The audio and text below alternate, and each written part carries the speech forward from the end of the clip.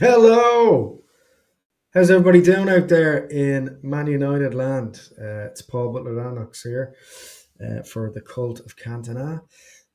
Just jumping on to, I suppose, react to what's been an absolutely crazy month in a crazy couple of months in a crazy couple of years, as per usual. So it's business as usual as a Man United fan here. But just wanted to look back on the last couple of games that we've had, take a deep dive into Rubin Amorim's first number of games, and I suppose look at and discuss some news and trends that have been popping up in a never slow news day um, as a Manchester United fan and on a Manchester United channel.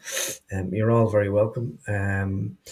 So, firstly, to support the show, or if you're interested in helping us grow on our work, you can head on over to buymeacoffee.com / cult of Cantona. And on that, you can support the show by grabbing us a coffee, or if you'd like to become a member, there's some perks and bits and pieces and stuff that you can attain, and lots of giveaways and bits and pieces which have run and will run in the near future. So it's in your interest to support the show. So thank you so much for that. Also, massive thanks to our other co-hosts over the last year for providing incredible content. There's some great shows there previously on YouTube and Spotify. You can see interviews with the likes of Lee Sharp, Chalky McClare, Frank Stapleton, among others. Paul McGuinness, former Man United Academy director. And the lads from Stretford Paddock, Jay Moddy was on, and Darren Webb from Webby and O'Neill. And we pride ourselves in trying to be non-sensationalist on this show. We like to have chats with interesting people. Check out our last episode with Nasty 2K, Jonathan Finley, who was a big laugh, and and also Joe McGuckin, everybody's favourite comedian and an actor who popped in as well not long ago. So go to youtube.com / act the cult of Cantona on YouTube, and we're on Spotify as well. So let's get down to business. So we keep bobbing up and down, head above water, from 12th to 14th to 13th over the last few weeks. And we seem to be on a streak of win-win, loss-loss, win-win recently. But let's look back at some positives over the last couple of weeks. There's some good things happening, you know. Rubin Amorim, I feel, is handling the press sensationally, despite the fact that he doesn't want to do any interviews and he doesn't want to interact with the press. But it has to be said that he's handling the press with a huge degree of charm, certainty, composure. Seems to know that what he wants from his team. He's saying all the right things. He's not throwing anybody under the bus, but he's also being critical of himself. But he's just a breath of fresh air in terms of how positive he is. He seems to really like Mason Mount for some reason, but we'll get to that a little bit more later.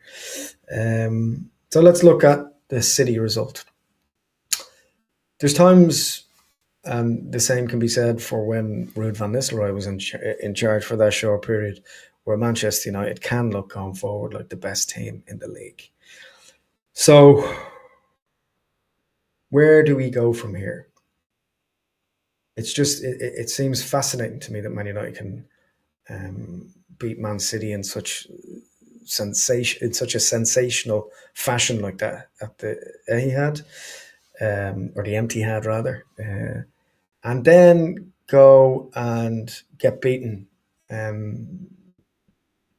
But in the most ridiculous, crazy football game against Spurs in the League Cup, then thereafter, where you're absolutely head scratching because you're looking at Spurs and you're thinking to yourself, Who's the more Spursy of the two teams, Spurs or Man United? I don't think I've ever seen a game where two goalkeepers on opposing teams had such howlers. I think Ballantyre was, not to be confused with Ballantyre, was at fault for one of the goals, most certainly. And I think he made a fool of himself, frankly, looking for what seemed like a VAR decision, which he was never going to get, and wasting time. But yeah, all in all, in that game, United showed what they are, and that is terrifyingly inconsistent at the back, as per usual. But there are some things that I really like about what Amorim is doing in stark comparison to the issues that I had with Eric Ten Hag, and they are, when things are not working, Amorim seems to make decisions wholesale in terms of substitutions. He's like, right, that's not working. Take Hoyland off. He's not playing well, or he's not scoring, or it doesn't. This game doesn't suit him, and he seems to just be absolutely shaking things up. I was a bit confused, but it's fairly obvious to me, and it should be for everybody else, that Anthony starting is just not something that should happen for Man United in any context. Look, sure, he was giving him a shot before to see how he was getting on as a wing back and how that was going to work or how he was going to fit into the equation. But when you see him playing a little bit further up, Anthony is absolutely a busted flush. Typified by when Ahmad comes on, he just sets the game on fire. Ahmad is a absolute street footballer, where it comes on, he just wants, give me the ball, I'll do something about it, give it to me. He literally, in the last two games, personifies what Manchester United is supposed to be about. And when you look at someone like Ahmad who's playing and he's all spirit, all heart, really seems to care about the club, cares about the ethos of, and seems to fit well into any system. Lest we forget that even when he was playing for Eric Ten Hag more recently, Ahmad would come on, do a job, do it well, and do what he was supposed to do. So, look, there are positives. You can see them on the periphery. Rasmus Højlund is scoring again. Xerxes seems to, although he still, for me, um, he still looks a little, by no means overweight, but seems a little slow off the mark. A nice touch once he gets it into his feet, but he seems a bit slow in terms of the link up play. Whether it be he's a little fatigued mentally, or the game is too fast for him playing for Italy, or I think he's just used to having way more time on the ball as he would have in Italy, and then coming here, it's a very telling couple of months from. Xerxes needs to get through the January transfer window, or he's gone. I would say pretty soon. But I do very much enjoy his little flicks when they work. He seems to have a good attitude. He's never frustrated or kicking out in anger. I mean, there's lots of positives there. Just looking around the wider squad, I mean, you'd have to feel sorry for Mason Mount, especially in the game before last against City. There's a player there. We all know that. But it does beg the question: what do other teams know about players that we don't know about when they sell them onto us?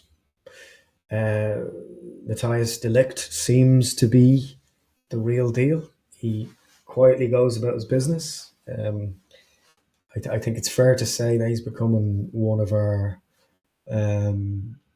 more positively predictable centre backs.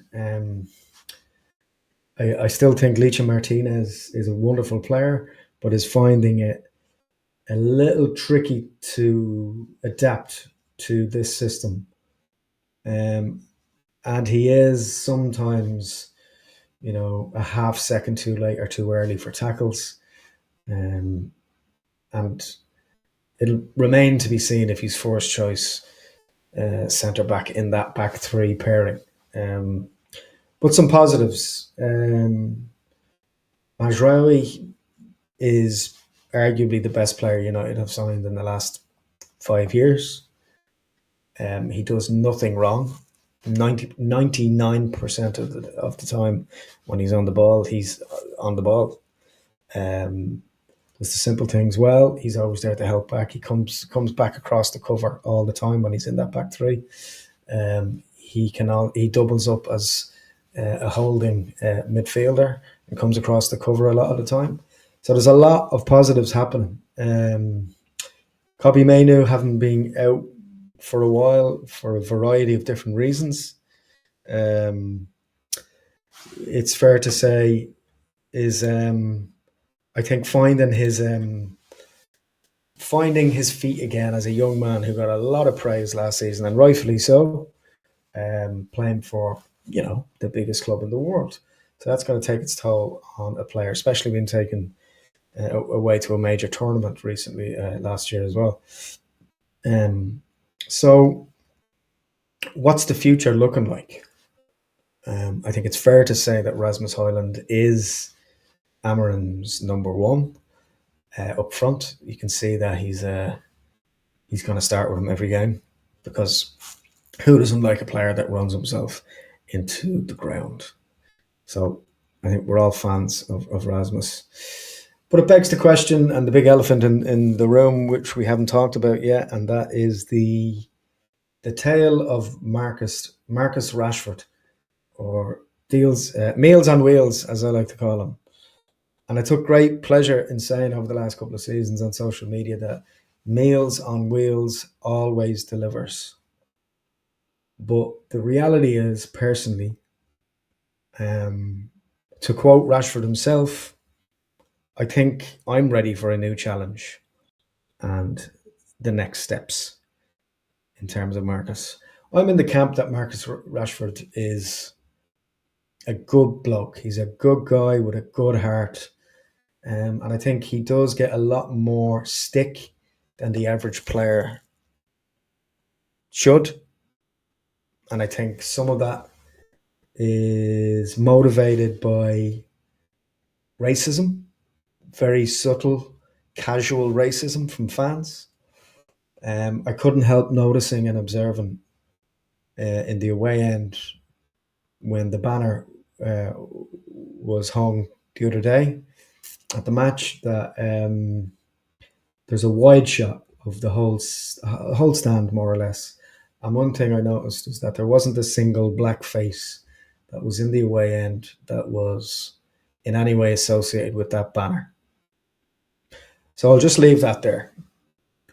Has Marcus been playing well? Not particularly. Maybe a tad better than he has under Ten Hag from the start of the season. But the reality is that his head is gone, and he doesn't seem to be enjoying his football. I'd like to see him move on for his own career. I'd love to see him go to a PSG or a Real Madrid or a Barca, find his form again. I think it might even do him the world of good to go out on loan for the rest of the season, anywhere, just so he can. Like, he's a Manchester lad, right? His family would feel that more than most, all of the horrible negative attention that he gets. I'm sure everywhere he goes in Manchester, he's in an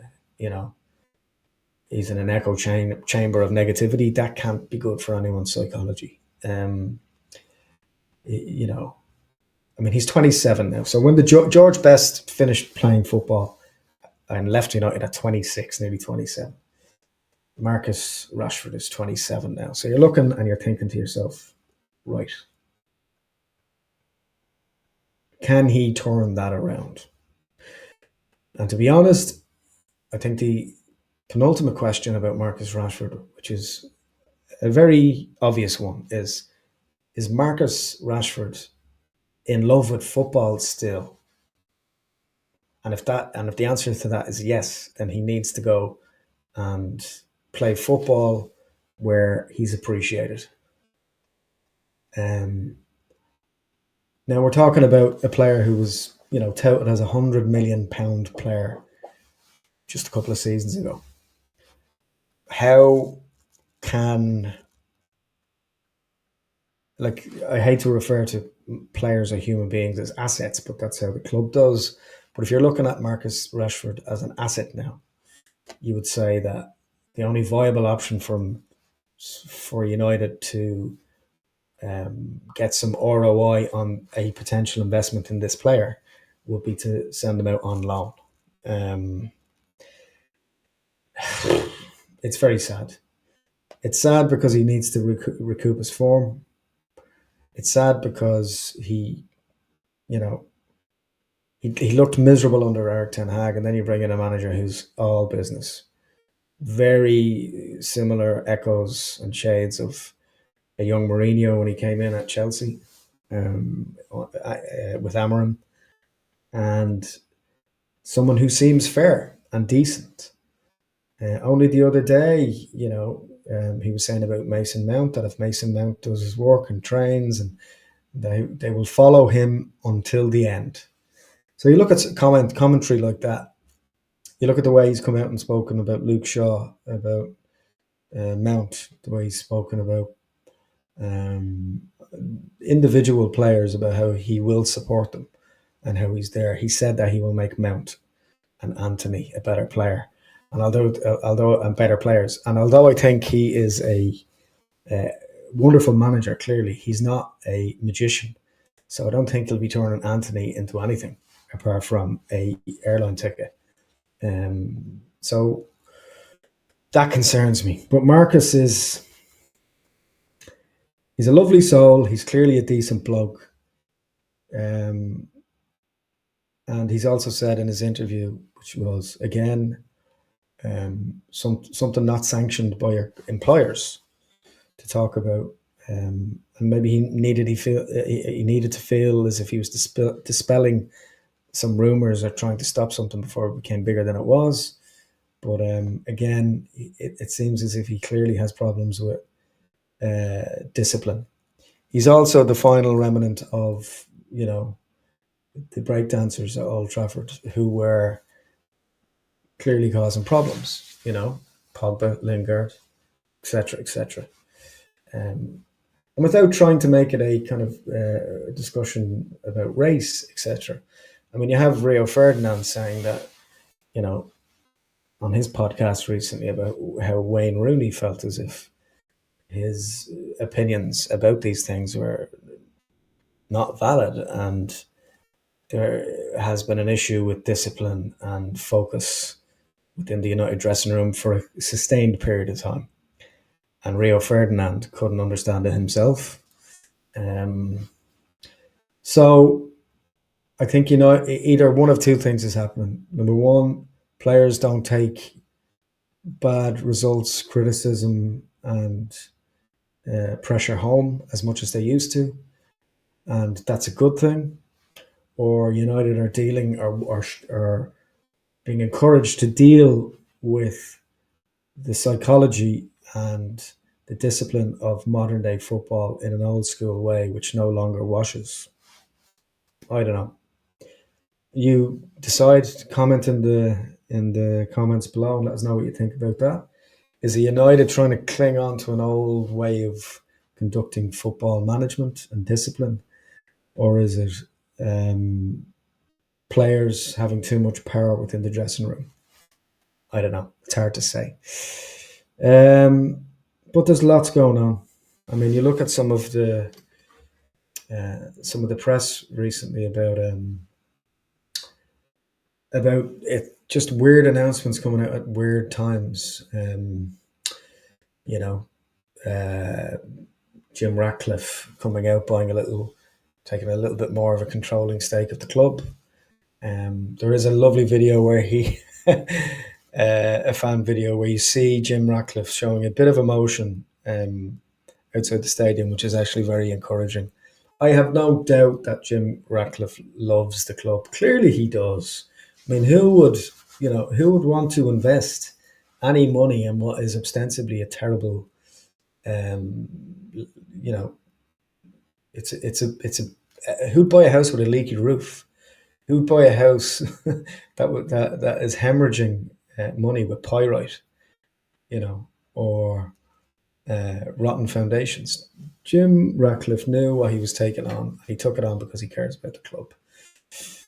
When you look at some of the other stories around the club, such as Garnacho and the discipline and situation around that, I genuinely think Garnacho is a wonderful, wonderful talent, but um, he could be absolutely a future Ballon d'Or winner. He won the Puskás Award for best goal during the week.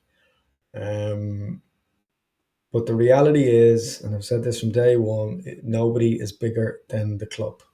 So Alejandro, uh, we really enjoy you when your head's in the right place. Um, so please knuckle down and listen to what people who know what they're talking about are encouraging you to do.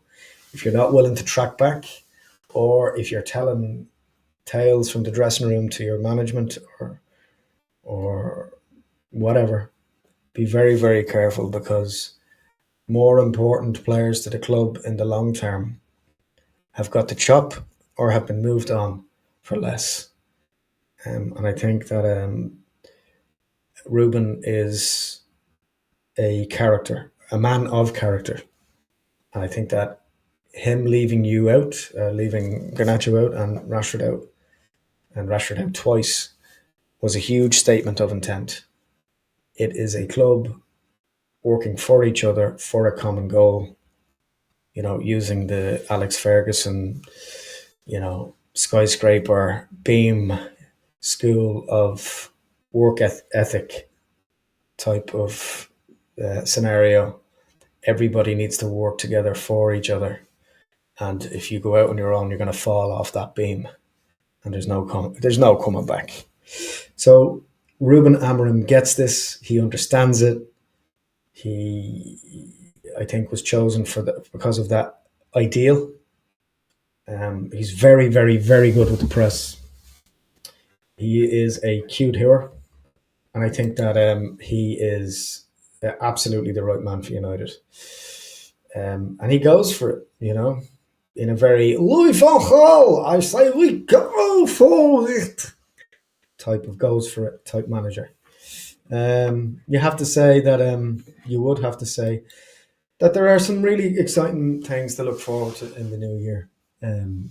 Obviously, Rubin needs to finish in the top 8 to avoid 2 legs in the Europa League.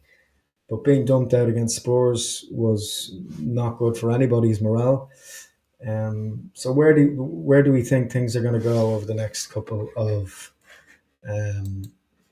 matches and months? United have Bournemouth coming up,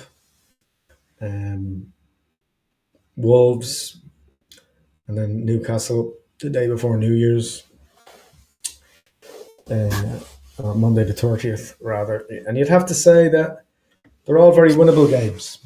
So we could be in better shape coming into the new year. I do think that we will. I do think we will go on a run.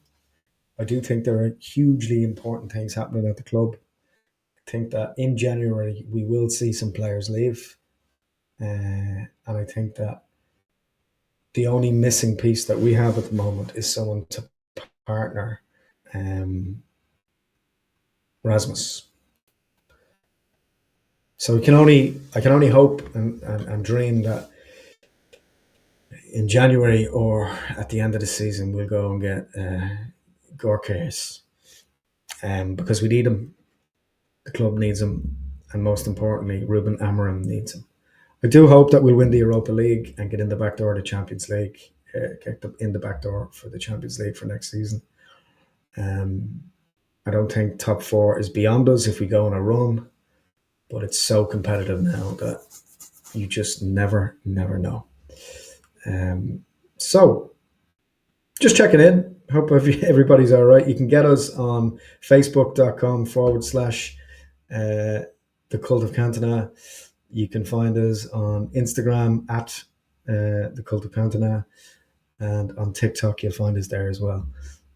Get involved. We also have a private group on Facebook for Cult of Cantona banter and various bits and pieces. We'll be doing loads of interesting things over the next couple of months, and we have some really exciting news coming up in the new year, as well as some really super interviews with people that you will absolutely love to listen to. So, happy Christmas. Hope you have a cracking new year, and glory, glory, Man United.